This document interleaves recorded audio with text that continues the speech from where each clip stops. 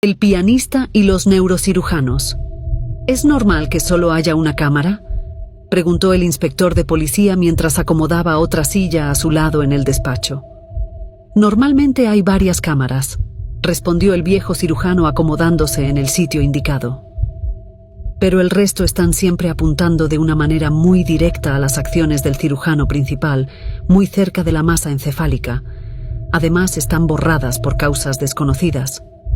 Vale, dijo el inspector de manera despectiva, fiándose más bien poco de las palabras de su invitado, puesto que era uno de los dueños del hospital. Recientemente se produjo un suceso sin precedentes en un hospital, donde terminaron muriendo todos los asistentes a la operación cerebral de un experimentado pianista. Para que conste en las grabaciones, continuó hablando el inspector después de preparar los medios digitales justo antes de reproducir un video. ¿Podría explicar los antecedentes y el porqué del piano en la sala de operaciones? Sin problema, afirmó cansado el viejo cirujano mientras se recostaba resignado. Verá, las operaciones en el cerebro son extremadamente delicadas. Cualquier movimiento en falso, cualquier mala acción o contaminación ambiental puede causar la muerte del paciente que está siendo intervenido. Por eso la hermeticidad de seguridad en la sala de operaciones de mi hospital. ¿Es por el sistema de cierre de seguridad que no pudieron escapar los doctores?, interrumpió con su pregunta el inspector. Así es en cierto modo, continuó el cirujano. El sistema electrónico de seguridad falló. El caso es que esta iba a ser otra operación de rutina para extraer delicados tumores cerebrales, salvo que teníamos la suerte de que fuera un músico. ¿Suerte?, volvió a interrumpir el inspector. Sí, respondió el cirujano arrastrando el monosílabo molesto con las interrupciones. Normalmente, cuando se intervienen tumores en el cerebro de alguien ya mayor, se tiene sumo cuidado resecando las zonas adyacentes al tumor encargadas de funciones importantes. La mejor técnica para ir comprobando es necesario que el paciente esté despierto y consciente en todo momento. Se le puede hacer hablar, responder preguntas. Pero lo más impresionante es cuando toca operar a un músico.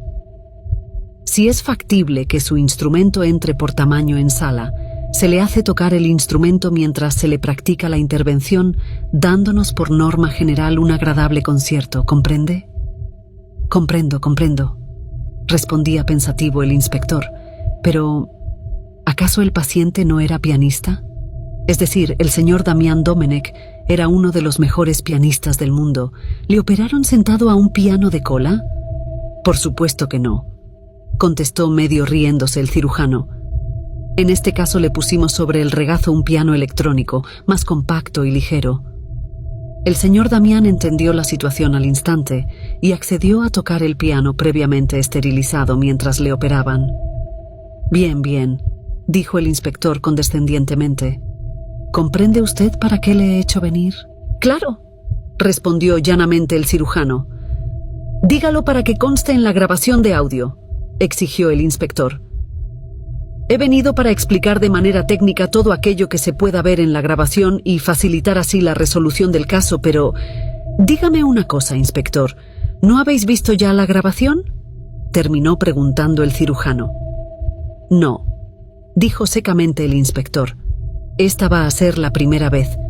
Viendo el estado de los cadáveres, espero que tenga estómago.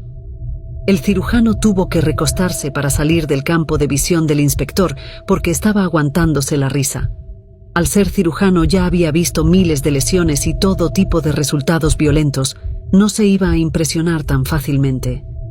Aunque fuera de la vista, el viejo policía sabía perfectamente lo que hacía el doctor. Sí, era la primera vez que iban a ver la cinta, y eligió a uno de los cirujanos más experimentados del hospital, que además era socio, por si la dirección tenía algo que ocultar. Era evidente que iba a contrastar más opiniones de diferente personal médico. Sin más preámbulos, el inspector comenzó a reproducir la grabación. Estuvieron bastante tiempo observando los preparativos del paciente en la camilla, e incluso se vio con detalle cómo le acoplaban el piano electrónico sobre una mesilla especial en el regazo. Cuando el personal médico ocupó sus posiciones, el neurocirujano dijo que tocara una pieza conocida, algo de música clásica. Con gran destreza, el pianista ejecutó una obra que se adaptaba perfectamente a las octavas que su escueto instrumento le ofrecía frente a extensión de un piano de cola. Con el personal extasiado por su maestría, comenzaron los procesos de anestesia mientras se le pedía que tocara aún más cosas, lo que él quisiera.